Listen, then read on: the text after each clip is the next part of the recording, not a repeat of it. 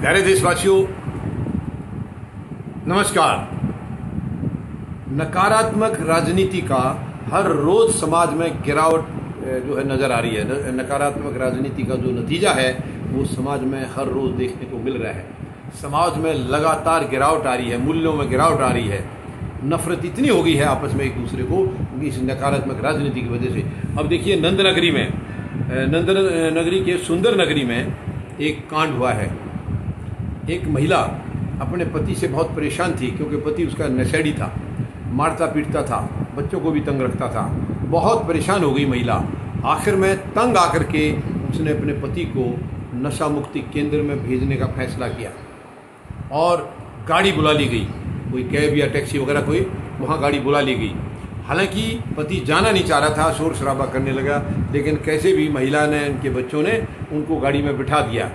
और जैसे ही वो चले गए, जो उसका शोर सुन करके उसका भाई यानी इनके पति का बड़ा भाई यानी कि महिला का जेठ, वो अपने बच्चों के साथ बाहर आ गया और उन्होंने भी शोर मचाना शुरू किया, महिला से झगड़ा करना शुरू कर दिया। क्यों भेजा इसको? यानी अगर वो बड़ा भाई है तो वो बड़े भाई के काबिल ही नहीं है। अगर वो अपने छोटे भाई को ठीक रास्ते पर नहीं ला सका, वो अगर नशेड़ी था, हर रोज परिवार में झगड़ा हो रहा है, तब क्या जेठ को दिखाई नहीं देता था? तब उसके जिसको भेजा है नशा मुक्ति केंद्र में, तब इसके बड़े भाई को ये दिखाई नहीं दे रहा था कि ये परिवार बर्बाद हो रहा है? तब कहाँ चला गया था, कहाँ सो गया था? ये क्यों नहीं एक्शन लिया? उस टाइम जमीन के नीचे छिप गया। लेकिन इसने आकर के महिला से झगड़ा किया और बात इतनी बढ़ गई है कि महिला के ऊपर ताबड़तोड़ चाकुओं से हमला किया है। और जब बेटा, उसका महिला का बेटा बचाव में आया तो बेटे को भी चाकू लगे हैं। और ये जेठ भी और इसके जेठ के दोनों बच्चे तुरंत वहीं से फरार हो गए हैं। इसको मौत के घाट उतार के यानी चाकू मार के तुरंत फरार हो गए हैं। इसके बाद पड़ोसियों ने इनको अस्पताल पहुंचाया है, जहां महिला को मृत घोषित कर दिया गया और बच्चा, उसका जो बेटा है, वो अभी जीवन और मृत्यु के बीच उसका संघर्ष चल रहा है। बचेगा या नहीं बचेगा ये परमात्मा जानते हैं। हम तो प्रार्थना करेंगे कि उसकी जान बच जाए। लेकिन कितनी शर्मनाक हरकत है ये।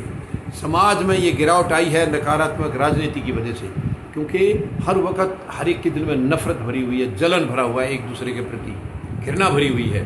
ये शर्म आनी चाहिए। वर्तमान सरकार जो 8 साल से बैठी है केंद्र में, इन्होंने देश को बर्बाद कर दिया है, इतनी नफरत फैला दी है। आज भाई को भाई से नफरत हो रही है, बाप को बेटे से नफरत हो रही है, माँ को बेटी से नफरत है, सबको नफरत हो रही है एक दूसरे से। शर्मनाक है ये।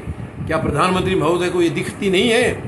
क्योंकि उनका कोई नुकसान नहीं हो रहा है, उनका कोई नुकसान नहीं है, नुकसान तो देश का हो रहा है, परिवार बर्बाद हो रहे हैं। अब बताइए, वो महिला यानी पति से लड़ाई लड़ रही थी अपने बच्चों की देखभाल के लिए, बच्चों को बचाने के लिए, आखिर में उस महिला को ही मौत के घाट उतार दिया गया है। कितनी शर्मनाक बात है ये, कितनी शर्मनाक है। मैं मांग करूंगा तुरंत इस जेठ के ऊपर तुरंत जो है मर्डर की उसका चार्ज लगाना चाहिए। और ये भी मैं मांग करूंगा, प्रधानमंत्री महोदय, आप और गृह मंत्री भी कुछ जिम्मेवारी लेना सीखें। आप केवल मुफ्त का राशन खाने के लिए नहीं, आप देश की कितनी लूट कर रहे हैं ये देश जानता है। देश की कीमत के ऊपर आप लोग ऐश कर रहे हैं। आप काम क्या कर रहे हैं? देश में नफरत फैला रहे हैं। मैं मांग करता हूं, आप जिम्मेवारी लीजिए और आप भी इस्तीफा दीजिए। ये नफरत आप द्वारा फैलाई जा रही है, समाज को तोड़ा जा रहा है, समाज को कमजोर किया जा रहा है। ये सारी आपकी चाल है। आप देश को बर्बाद करने के लिए आए हैं। वरना सरकार अगर सही है और ईमानदार है तो कैसे ये गलत केस हो जाएंगे? मैं दावे के साथ कह सकता हूँ, ईमानदार सरकार होगी तो कोई भी ऐसी हरकत होगी नहीं। लेकिन आप तो आए इसलिए हैं, आप तो ये हरकतें कराने के लिए आए हैं, आप देश को ख़त्म करने के लिए आए हैं। मेहरबानी करके ये धंधा बंद करिए। और हमें देशवासियों से मैं अपील करता हूँ, इस सरकार को उखाड़ने की जल्दी से जल्दी तैयारी की जाए। धन्यवाद। जय जवान, जय किसान, जय हिंद।